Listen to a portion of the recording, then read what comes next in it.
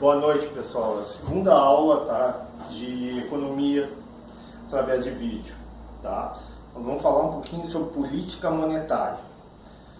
Inicialmente, vamos falar sobre o conceito de moeda e quase moeda. Okay? A moeda é um símbolo da soberania nacional. Ela é muito importante para um país, né? O país ter uma moeda é um país soberano. Um país que tem a sua soberania na elaboração de políticas públicas, na elaboração de políticas econômicas.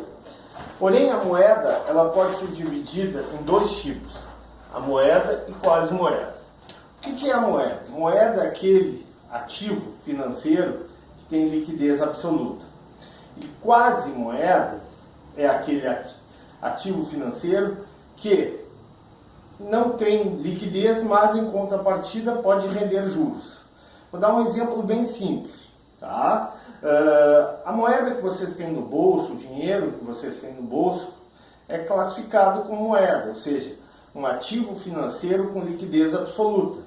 Já o dinheiro que nós temos na caderneta de poupança, ele se constitui num ativo financeiro que não tem liquidez absoluta. Porém, em contrapartida, esse ativo financeiro rende juros. Então, essa é a diferença de moeda e quase moeda. Aliás, existe o chamado trade-off. Trade-off. O que é o trade-off? É uma escolha. Quanto maior a liquidez, menor é os juros que a gente recebe. Quanto menor a liquidez, maior os juros. Então, ativos menor liquidez são ativos que rendem mais juros. Ativos com muita liquidez, como a moeda em espécie, cédula, a moeda que nós temos na carteira, são ativos com liquidez absoluta, mas em contrapartida não rendem juros. Ok? Bom, outro conceito importante é o conceito de oferta de moeda e o Bacen, Banco Central. Bom, aqui nós temos uma questão interessante. A oferta de moeda é controlada exclusivamente através de políticas econômicas. Quem controla a oferta de moeda é o governo.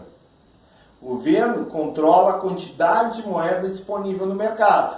E é importante ele regular. Ele não pode nem ter um excesso de oferta de moeda, nem falta de moeda. O excesso de oferta de moeda gera inflação. Uma falta de moeda prejudica o andamento e o crescimento econômico.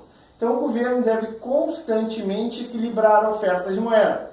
É exclusividade do governo a produção de moeda, né? A fabricação de cédulas, a fabricação de moeda metálica. Então, o responsável exclusivo pela oferta de moeda é o governo, no caso do Brasil, né? O governo federal.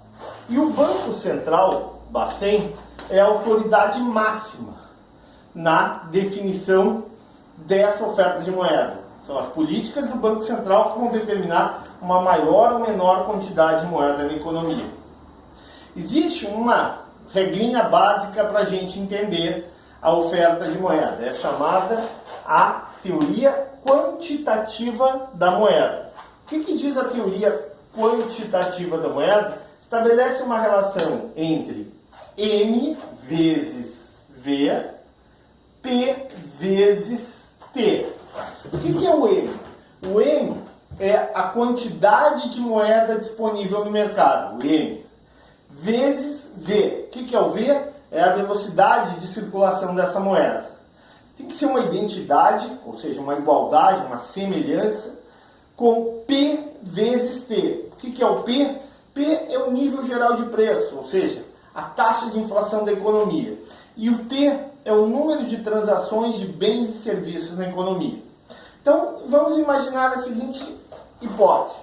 Vamos supor que o M seja aumentado. Por que o M pode ser aumentado? O governo estabelece um aumento da oferta de moeda, faz com que haja um grande crescimento da quantidade de moeda no mercado. Se aumentar o M e não aumentar a quantidade de transações e serviços na economia, a consequência será um aumento da inflação. Então, o governo só pode aumentar a quantidade de moeda se, em contrapartida, tiver um aumento no número de transações de bens e serviços. V é a velocidade de circulação da moeda. É o tempo que a moeda leva para passar do meu bolso para o bolso de vocês, para o bolso do dono do bar, para o bolso do fornecedor do bar, né?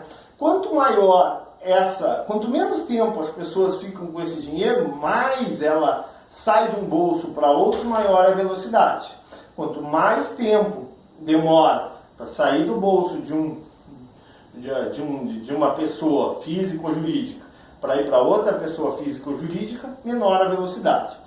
Numa economia estável, uma economia mais ou menos equilibrada, a gente pode assumir que essa velocidade de circulação da moeda é constante. Logo, M vezes V tem semelhança, deve ter uma magnitude semelhança de P vezes T. Se eu aumentar, considerando a velocidade de circulação da moeda constante, se eu aumentar a quantidade de moeda disponível no mercado, sem aumentar o T, que é o número de transações de serviços, número de transações de bens e serviços na economia, a consequência será um aumento de P. O que é o aumento de P? É o aumento da inflação.